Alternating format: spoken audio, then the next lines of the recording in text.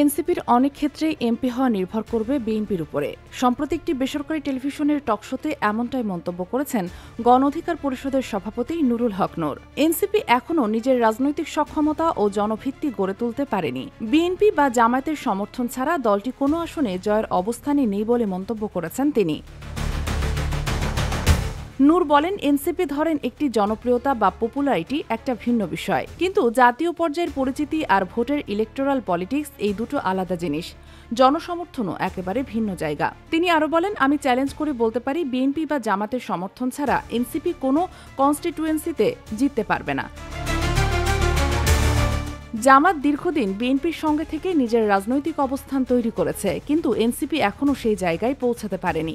নুরুল হক নূরের মতে, এনসিপির অনেক প্রার্থী বা নেতা সংসদে পৌঁছানোর ক্ষেত্রে বিএনপির উপর নির্ভরশীল হবেন। অথচ বিএনপির সঙ্গে সম্পর্ক রক্ষার পাশাপাশি গণমাধ্যমে দলটির কিছু নেতা বিএনপির নেতাদের নিয়ে অসম্মানজনক ও তির্যক মন্তব্য করেছেন বলেও অভিযোগ করেন তিনি।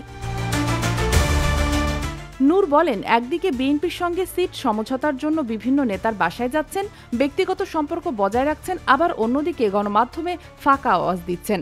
এতে একটা বিভ্রান্তিকর অবস্থা তৈরি হচ্ছে। Sheikh Masuma, Daily Hour, Bangladesh.